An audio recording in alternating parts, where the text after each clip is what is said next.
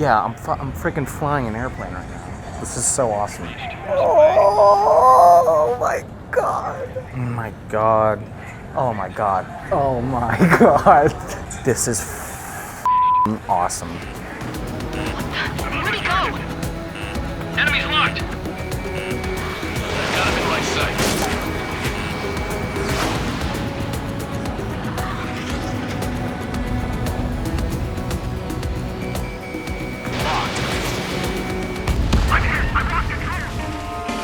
Hey Peter, What's up? I saw Ace Combat 7. You love airplanes. I do. I like flying games. Have you played it yet before? I have not. I think the last Ace Combat game I've played was 2. Which was 1998? 4. There was an Ace Combat I played a lot of. I can't remember what it was. It was PS2, I think. Okay. Well, so the series since then has gone through some like ups and downs, I guess you could say. Like, wasn't the last one like super microtransaction heavy? I did not know that. Yeah, is that the case? Yeah, I seem to remember that happening. Maybe it was like 2-3 years ago, which is why sort of Ace Combat 7 sounded like such a refreshing change of pace. It's kind of a return to form, just being a dedicated single player. Well, maybe not dedicated single player, but really focusing in on that single player experience and adding VR. And you were telling me some other stuff that really hasn't been announced yet. Some multiplayer, yeah. I got to play a little bit of that. And you described it as Battle Royale-esque-ish? Well, that's the thing, is they call it Battle Royale. No, Battle Royal was the game mode, but you could respawn, so it was essentially just deathmatch. Okay. I'll get into multiplayer later. I think the thing that I took away was the VR experience was super cool. It was cool. But this was Richard, who came with me and filmed. Come over here and I'll show you. My computer's frozen. Here we go. Okay. This was the opening when I put the headset on and listened to what I was saying. You getting sick yet, Rob? I don't get sick. Because I seem to remember you coming back yesterday and being incapacitated for about 3 hours. 3 hours for sure, and the rest of the day. This is an unfortunate lead-in into my VR experience, but I can't deny it. Yeah, like, I think the last time I got VR sick this bad was like 2 years ago when like Vive was out, and it was that, I forget the name of it, it was like wind something, but you would kind of zip around like Spider-Man with the trees. Remember that one? Yeah. You're on something. I had it! Oh, Rob. Oh no. Sand. All right, one more go. One more go. Equilibrium just out the window. Like, it made you so sick, and that lasted the whole day. And this, unfortunately, like, I've never had it happen until now. But how much of that, though, is the game, like, translating what it would feel like to fly a jet? That's a good point. You know? Because, like, yeah, you felt like crap, but, I mean, how many videos have you seen of people going up, you know, with like a jet pilot, and in the back seat they're green?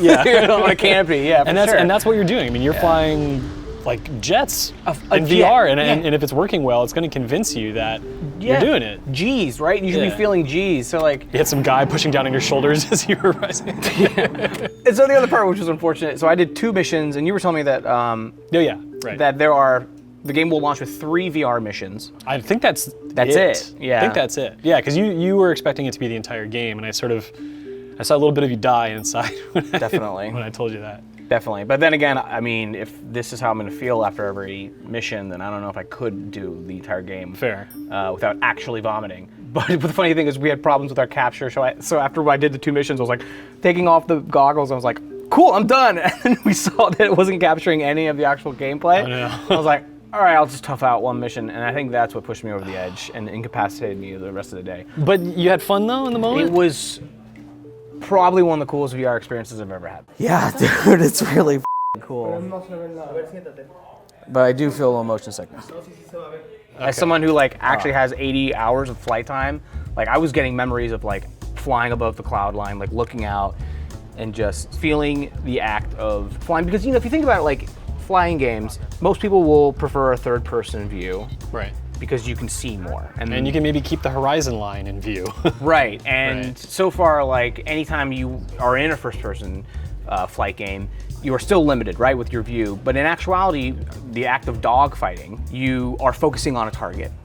You would like to be, ideally. Right. Or else you're just kind of questioning where the person is. Yeah. Where, you know, with actual footage, you need then an arrow to indicate your target, right? Like, yeah, you need context for where you are. You need context and lock on. And so someone else at the event felt the same way, where it was like doing that and finding a target and the act of pulling a plane Right. into view is so exhilarating. And honestly, there were moments where I was like, this is evolution of flight sims, and it was so cool. I had similar feelings when I played Eve Valkyrie, right? Yeah, same example. So yeah. that game got ruined by its financial model. I mean, you could like only have one dock, therefore you could only have one ship, and you had to pay. It was stupid. But when I first played that game, the thing that they had was visual lock-on, right? So you could be flying in one direction, watch a guy fly by you, and use your gaze to trigger Yeah, that. yeah. And that gave me, I think, a bit of what you're describing, but Yeah. differently.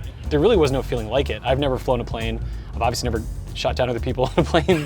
Yeah, for sure. But yeah, like there's something about doing that in VR when you have that range of movement and visibility that's pretty powerful. It was really convincing. It was super powerful, and there were the small additions too, with like being in the cockpit, which, you know, again, it's the unfortunate premise of showing anyone VR footage. It never translates well unless you're actually doing it. But something about like looking forward at your map here and actually using. You're not thinking about VR. You're thinking about that dial you're looking at. Yeah, like you're actually using like the tangible HUD that's in front of you, and not just like UI, right? Like Right. it was cool, and you could flip through different scales on the map, and you know, even the act of like switching your weapon types here is on the plane. Like that was super cool.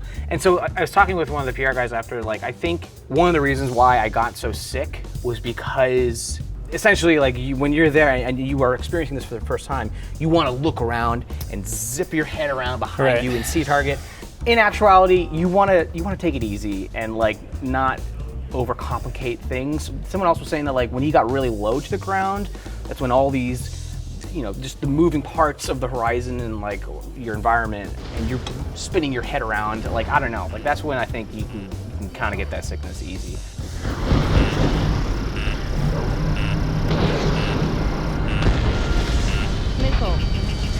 Missile. Stall warning. Stall warning. Caution. Pull up.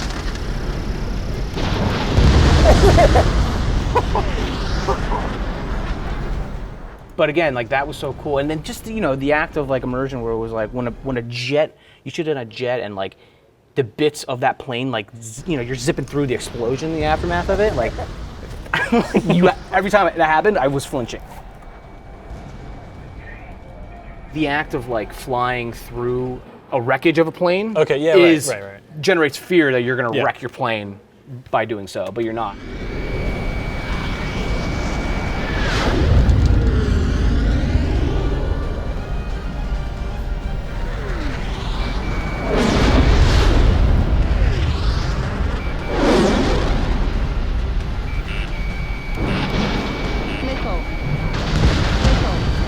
Missile. So how did multiplayer go? Multiplayer was okay, and it's very different to single player in my opinion. Where like in single player, you could view it as like you're just an ultimate badass, like taking down planes with lock-ons. you're the hero. Well, you're killing so many planes left and right. Granted, it was the first thing we did at the event was just get right in and start flying around. So upon getting like comfortable with the game with single player, I wish that we had done maybe another round of multiplayer, because one of the core things I feel like this game is introducing, I'm not positive if Ace Combat 6 did it, but it's called a high G turning, which is like you have your acceleration on the right trigger, brake. If you hold both down, your plane basically goes into like a forced stall. So it's Killing your momentum? you're killing your momentum, and you're able to do basically like pitching and rolling at really quick speeds. So like, you know, here's my B-wing. So essentially, if this was you chasing me, you could just like, if you were good enough, you could just pivot in midair Yeah. and like zip your plane around. You're essentially like introducing a controlled stall, where like you can then like do cool moves and pivot around. You lose speed really quickly, and you need to recover That's it. the point though, I guess. Yeah, so Yeah. it was cool because it felt like another area to like just get better at the game. Like Sure. utilize that, because it's kind of like a risk reward. Like you could lose so much speed that you then get into an unfortunate stall, and you need to then dive, and someone could shoot you out of the sky, right? Like.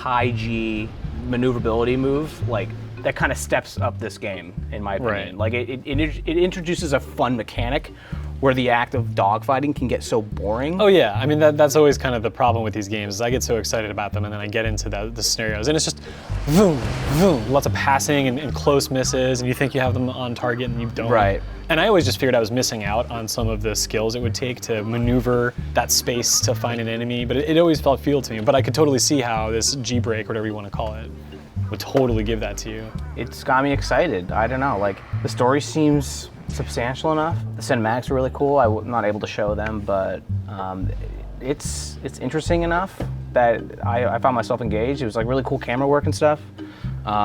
Tech trees.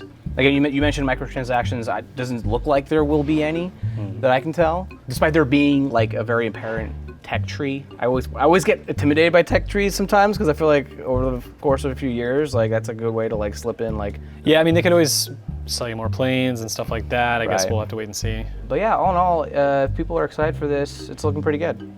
If you have a PSVR, be wary, but I don't know, you should also be excited for it because I thought it was very fun.